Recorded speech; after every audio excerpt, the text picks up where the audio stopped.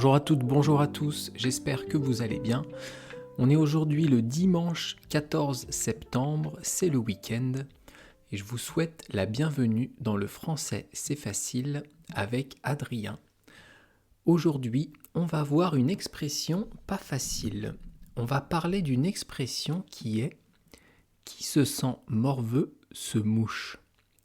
Alors l'expression de base c'est « qui se sent morveux qu'il se mouche », mais nous on va garder l'expression un peu plus moderne, qui se sent morveux se mouche. Alors aujourd'hui, en guise d'introduction et d'astuce du jour, je vais vous parler de l'origine de cette expression.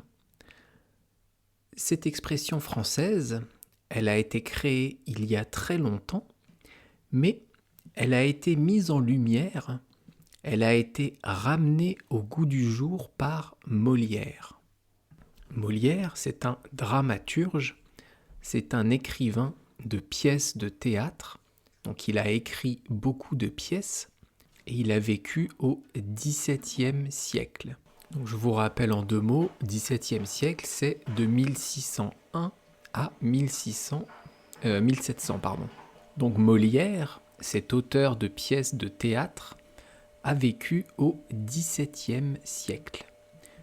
Et il a écrit une pièce qui s'appelle L'Avare. Alors, je ne vais pas vous faire le résumé intégral de la pièce parce que ça va être trop compliqué.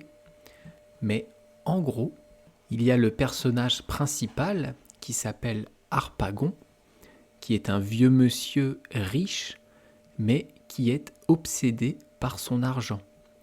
Harpagon est ce qu'on appelle un avare.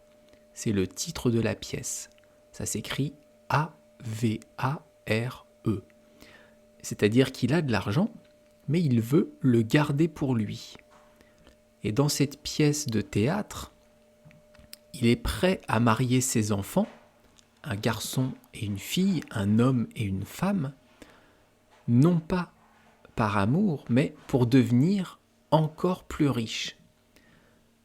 Il veut marier son fils à une vieille femme très riche, et lui, le vieux monsieur, il veut épouser une femme qui s'appelle Marianne, mais que son fils aime. Son fils est amoureux de cette Marianne, et c'est le père qui veut l'épouser. Et donc il y a tout un tas d'intrigues, de scènes comiques, de quiproquos, avec cet Harpagon, avec ce personnage qui veut absolument protéger son argent. Donc je vais vous expliquer un peu la scène où apparaît l'expression, maintenant que je vous ai expliqué un peu la pièce. Dans cette scène, on va avoir Harpagon qui va parler, donc le vieux qui est proche de ses sous, qui veut absolument garder son argent, qui cache d'ailleurs tout son argent dans une caisse dans son jardin. Donc ça, c'est Harpagon. Et le deuxième personnage de la scène, c'est la flèche.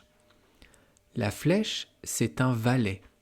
C'est quelqu'un qui va être au service du fils d'Harpagon. Donc Harpagon, je vous répète, c'est le vieux monsieur qui veut garder son argent absolument. Et la flèche, c'est le valet de son fils. Et le vieux monsieur, dans cette scène, pose énormément de questions à la flèche. Il n'arrête pas de poser des questions, car il pense que la flèche lui a volé son argent. Il pense que ce valet, qui est le valet de son fils, eh bien, lui a pris ses sous, lui a volé de l'argent. Donc il demande si c'est dans cette poche-là, dans cette poche-ci, et celle-là, et le chapeau, et le manteau. Il pose beaucoup de questions à la flèche, au valet, afin de pouvoir savoir si le valet lui a volé son argent. Évidemment, le valet dit que non, qu'il n'a pas d'argent, qu'il n'a pas l'argent du vieux monsieur. qu'il n'a pas volé d'argent. Et Harpagon continue de lui poser des questions. Et il veut même le fouiller physiquement. Il veut le fouiller, il lui pose des questions de manière excessive afin de retrouver son argent. La flèche, lui, le valet donc, commence à s'énerver des questions du père de son maître et lui sort la phrase « Qui se sent morveux se mouche ». En disant ça, la flèche renvoie Harpagon à lui-même. Il renvoie le vieux monsieur proche de ses sous au fait qu'il soit avare. Il veut absolument découvrir si le valet l'a volé pour quelques sous. Donc en disant « qui se sent morveux se mouche », eh bien le valet va renvoyer à Harpagon sa propre avarice, va renvoyer au vieux monsieur le fait qu'il soit proche de ses sous, le fait qu'il ne veuille pas dépenser 1 centime. En fait, on utilise cette expression quand on veut souligner la réaction de quelqu'un par rapport à ce qu'on a dit. Si je fais une critique à quelqu'un sur quelque chose, eh bien, si la personne réagit anormalement, si la personne se sent visée, elle va réagir. Elle va soit rougir, soit parler, soit protester. Et à ce moment-là, on peut dire « qui se sent morveux se mouche ». Je vous donnerai des exemples tout à l'heure quand je vous expliquerai un peu les mots de l'expression, quand je vous expliquerai l'expression en elle-même. Mais avant, j'avais envie de vous faire le petit passage de la pièce de théâtre de Molière. Le moment où le vieux pose des questions à la flèche pour savoir s'il lui a volé son argent. Alors je vais essayer d'interpréter du mieux possible en prenant la voix d'un vieux et la voix d'un plus jeune, d'un jeune homme, ce que je suis évidemment. Donc je vais vous faire l'acte 1, scène 3. Si vous voulez retrouver le dialogue que je vais vous dire maintenant, que je vais réciter, eh bien vous tapez sur internet l'avare, acte 1, scène 3, et vous allez voir le dialogue que je vais vous réciter maintenant. Ça commence par donc le vieux qui a un peu cette voix-là. Je vais prendre cette voix pour le vieux. Et le vieux monsieur s'appelle donc Harpagon. Approche, que je vois un peu tes poches. Mes poches ? Oui, tes poches. Allons vite. Voilà, les voilà. Et les autres ? Les autres ? Oui, les voilà. As-tu tout montré ? Oui. N'as-tu rien pris ? Mais non. Mets-toi là, que je te vois. Eh bien, donne-moi tes mains. Les voilà. Les deux ensemble. Mais les voilà. Ah ah ah ah. Qu'est-ce que c'est ? Tiens, donne aussi ton chapeau. Mais le voilà. Ôte ton juste au corps. Voilà qui est bien plaisant. Me voilà prêt à me déshabiller pour voir si j'ai pris quelque chose. Point de bruit. Comment ? Dépêche-toi. Si vous le voulez absolument, eh bien voilà. Montrais-tu tout à l'heure cette poche-là ? Sans doute. Voyons un peu. Ah ah, qu'est-ce ceci ? Mais quoi ? Cela. Tenez, c'est de l'argent que j'ai. Oui, de l'argent que tu as. Tu ne me le veux pas rendre ? Mais ce n'est pas à vous. Ce n'est pas à moi. Non. Où l'as-tu pris ? Mais vous m'importunez. Où l'as-tu pris, dis-je ? Je l'ai pris où je l'ai trouvé. Ah, je t'étranglerai. Doucement. Il faut que tu aies volé quelque chose. Moi? Oui, toi. Mais vous me feriez enrager. Rends ce que tu m'as pris. Je ne vous ai rien pris. Si. Non. Je le veux. Mais je ne vous ai rien pris, vous dis-je. Je le veux, te dis-je. Eh bien, fouillez-moi donc. Je te rosserai si tu parles. Qui se sent morveux, qu'il se mouche. Et voilà ma petite pièce de théâtre, ma petite scène de l'avare, où le vieux monsieur, eh bien, a la voix de Gollum dans Le Seigneur des Anneaux. Oui, mon précieux, qui me veut prendre mon précieux bijou? Je sais pas pourquoi j'ai pris la voix de Gollum pour faire le vieux monsieur. Enfin bon, moi ça m'a amusé, peut-être pas vous, mais moi ça me fait marrer. Allez, donc on va reprendre le cours du podcast tranquillement. D'ailleurs, au sujet, avant de reprendre le cours du podcast, au sujet de pièces de théâtre, je suis en train de me demander si je vais pas faire des vidéos sur ma chaîne YouTube où je vais jouer des courts extraits de pièces de théâtre pour aider les personnes comme vous qui voulez apprendre le français. Trouver de courts extraits peut-être comiques, un peu drôles, où je jouerai différents personnages. Mais pour ça, il faut que j'apprenne le montage vidéo.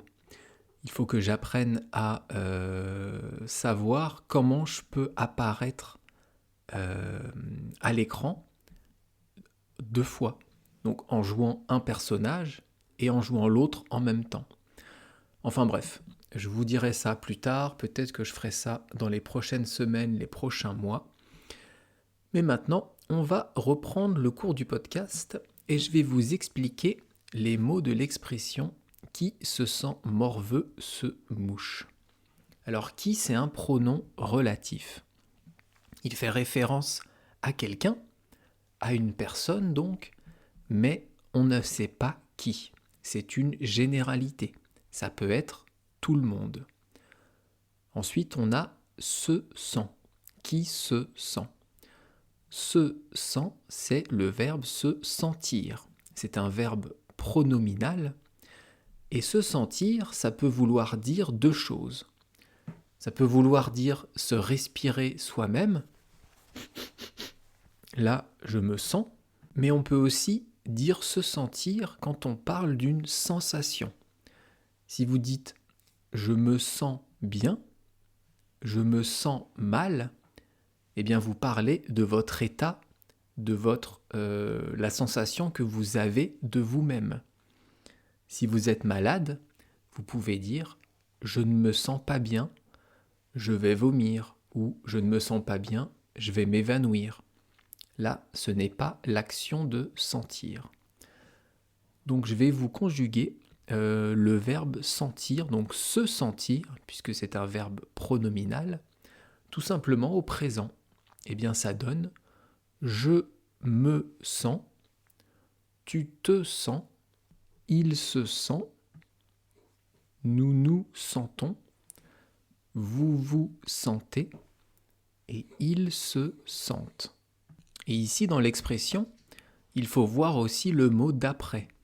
Le mot d'après, c'est morveux. Morveux, c'est quand on a de la morve au nez. Alors là aussi, on va aborder quelque chose d'atroce. La morve, c'est ce que le nez produit. Quand vous êtes enrhumé, par exemple, eh bien, vous vous mouchez.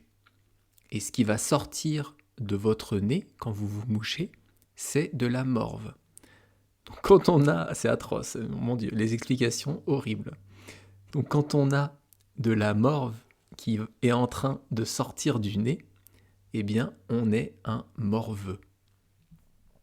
Donc se sentir morveux, ça veut dire en fait qu'on a envie de se moucher. On sent qu'on a de la morve, c'est atroce putain. On sent qu'on a de la morve près de sortir, à la sortie du nez, et donc on a envie de se moucher. Et se moucher, eh bien c'est aussi un verbe pronominal. Et donc je vais vous le conjuguer également au présent. Je me mouche, tu te mouches, il se mouche, nous nous mouchons, vous vous mouchez et il se mouche. Donc ici, quand on reprend l'expression dans sa globalité, qui se sent morveux se mouche, alors on va essayer de trouver le sujet de se mouche. Quelle est la personne qui va se moucher? Qui est le sujet dans la phrase? Dans l'expression « qui se sent morveux se mouche », eh bien le sujet c'est la personne qui se sent morveux. C'est pour ça qu'en fait on a deux verbes qui se suivent. Qui se sent morveux, ça c'est la personne, le sujet, eh bien va se moucher.